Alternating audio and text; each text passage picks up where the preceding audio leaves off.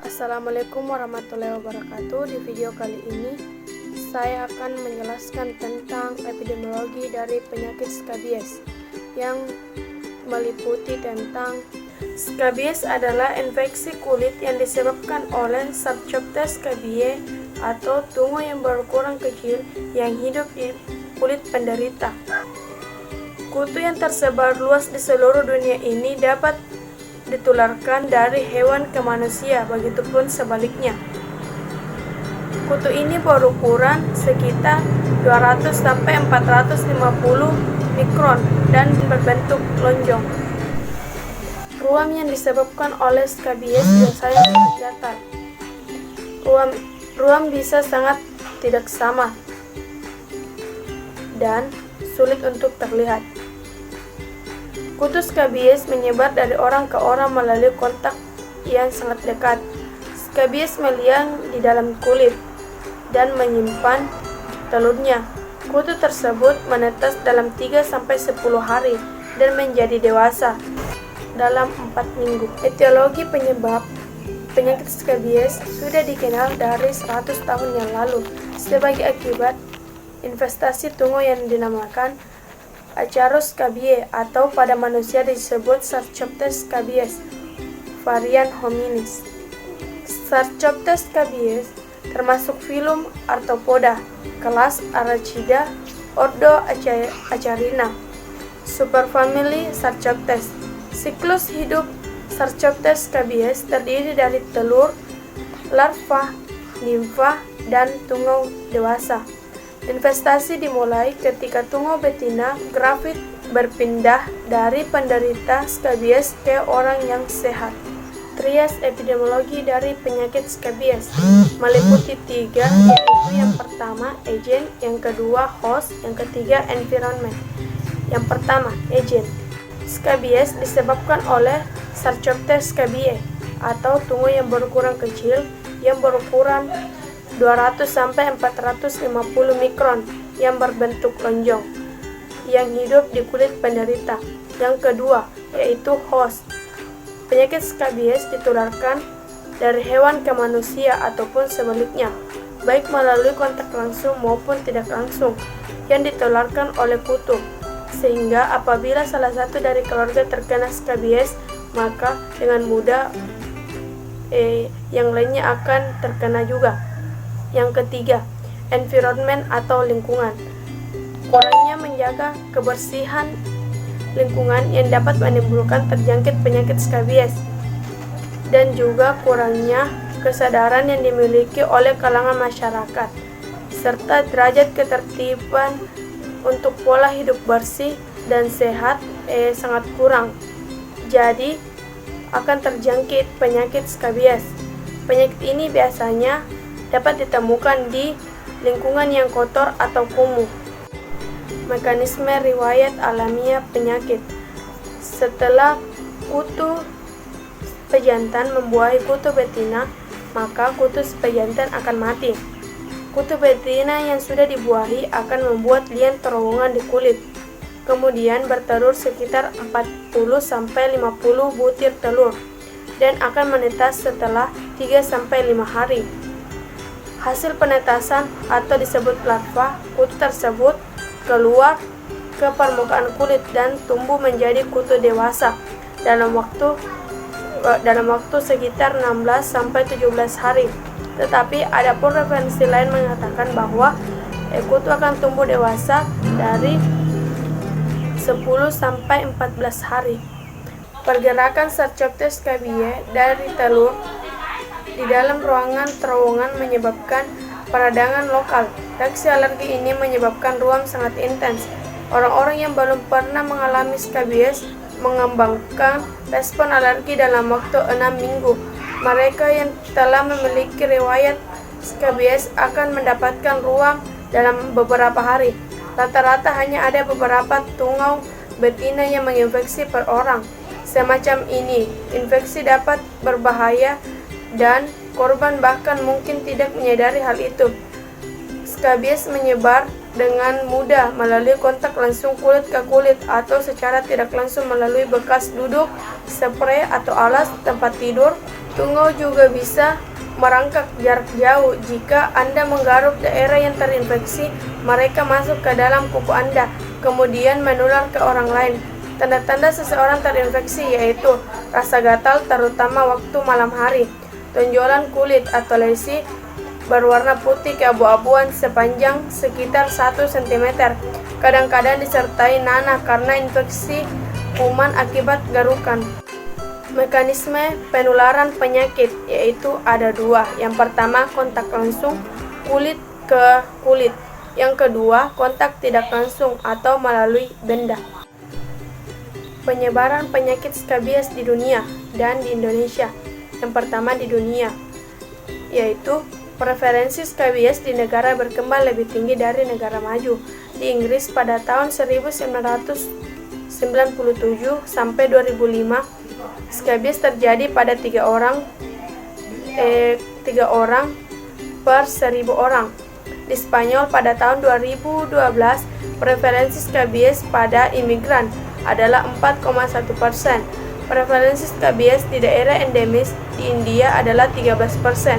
Dan di daerah kumuh Bangladesh, prevalensi pada anak berusia 6 tahun adalah 29%. Pada populasi umum, prevalensi skabies di Kamboja adalah 43%, dan di Chili prevalensi skabies sekitar 1-5%. Di Timor Leste, survei skabies di 4 kabupaten pada tahun 2010 menunjukkan prevalensi 17,3%. Yang kedua yaitu di Indonesia. Di Indonesia, penyakit skabies merupakan salah satu penyakit kulit tersering di puskesmas. Pada tahun 2008, prevalensi skabies di seluruh puskesmas di Indonesia adalah 5,6 sampai 12,9%, merupakan penyakit kulit terbanyak urutan ketiga. Pada tahun 2008, survei di berbagai pemukiman kumuh seperti di tempat pembuangan sampah akhir dan rumah susun di Jakarta menunjukkan prevalensi skabies sebesar 6,2%. Di Boyolali 7,4%, Pasuruan 8,2%, dan di Semarang 5,8%. Faktor yang berperan pada tingginya prevalensi skabies adalah kemiskinan, kepadatan penghuni rumah susun, tingkat pendidikan rendah, keterbatasan air bersih, dan perilaku hidup bersih yang kurang. Faktor risiko dari skabies.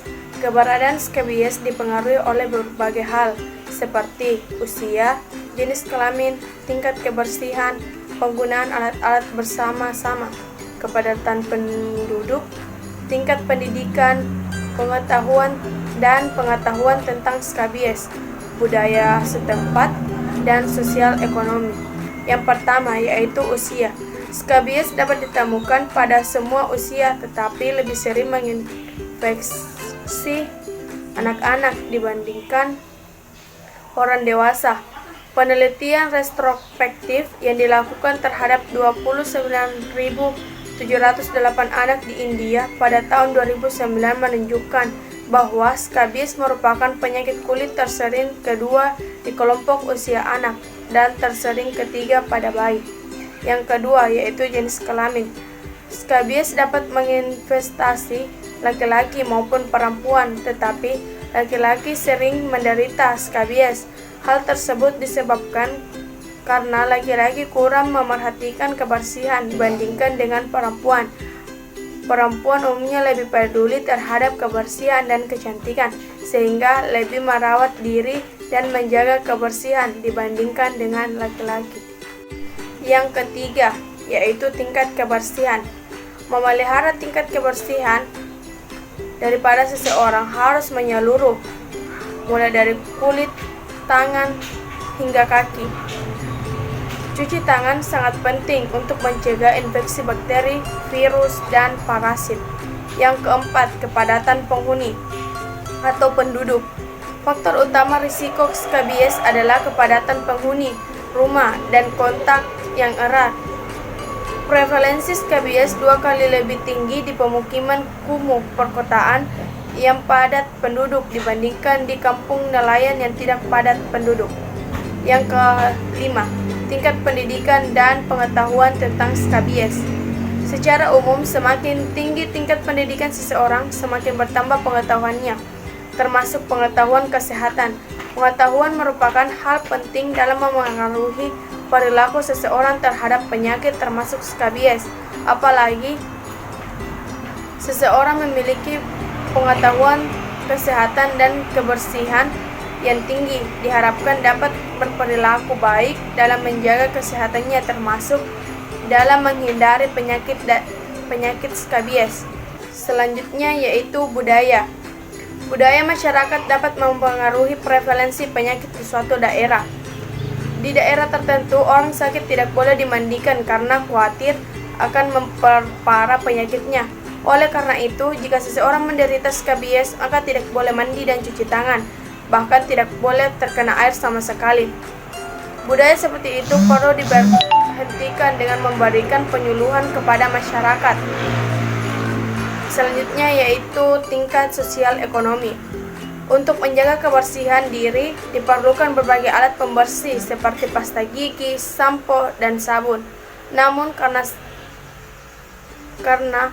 di pemukiman yang kurang memadai sosial ekonominya atau dari keluarga menengah ke bawah, tingkat sosial ekonominya kurang, maka sangat berat untuk membeli alat-alat pembersih. Oleh karena itu, tingkat ekonomi yang kurang baik akan mempengaruhi untuk terkena skabies karena kurang menjaga kebersihan. Konsep pencegahan penyakit infeksi skabies.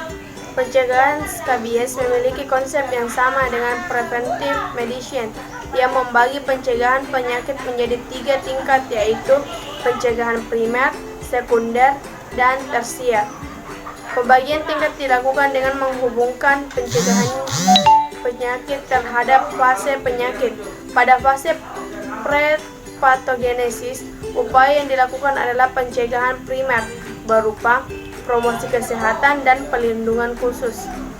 Pada fase patogenesis dilakukan pencegahan sekunder berupa diagnosis dini, penata segera, dan pembatasan cacat, serta pencegahan tersier berupa rehabilitasi. Pada fase prepatogenesis dilakukan pencegahan primer dengan cara promosi kesehatan dan perlindungan khusus. Sedangkan pada fase patogenesis dilakukan pencegahan sekunder dan pencegahan tersier. Pencegahan sekunder berupa diagnosis khusus, diagnosis dini, dan perawatan segera serta pembatasan cacat. Pencegahan tersier dilakukan dengan rehabilitasi. Pertama, pencegahan primer. Pencegahan primer pada saat fase prepatogenesis skabies dilakukan dengan menjaga kebersihan badan, kebersihan pakaian, tidak menggunakan alat pribadi seperti handuk, spray pakaian bersama-sama dengan orang lain, dan penyuluhan untuk komunitas. Yang kedua yaitu pencegahan sekunder. Ketika ada seseorang terinfeksi skabies, tindakan yang harus dilakukan adalah mencegah orang di sekitar penderita tertular skabies. Bentuk pencegahan sekunder dilakukan dengan mengobati penderita secara langsung agar tungau tidak menginvestasi orang-orang yang berada di sekitarnya. Untuk sementara, hindari kontak tubuh dalam waktu lama dan erat, misalnya melakukan hubungan seksual, berpelukan, dan tidur satu ranjang dengan penderita. Orang yang melakukan kontak langsung dengan penderita atau yang sering berada di sekitar penderita harus diperiksa. Yang ketiga, pencegahan tersier. Setelah penderita dinyatakan sembuh dari penyakit skabies, perlu dilakukan pencegahan tersier agar penderita dan orang-orang di sekitarnya tidak terinfeksi skabies. Untuk kedua kalinya, pakaian, handuk, dan spray yang digunakan 5 hari terakhir oleh penderita penyakit skabies harus dicuci dengan menggunakan air panas agar seluruh tungau mati.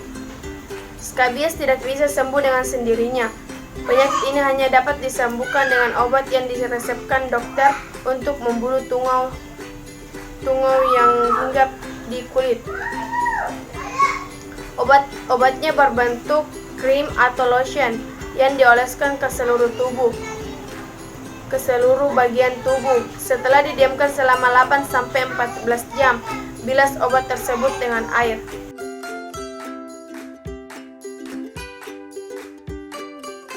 Itulah tadi presentasi dari saya tentang penyakit skabies. Kurang dan lebihnya mohon dimaafkan. Wassalamualaikum warahmatullahi wabarakatuh.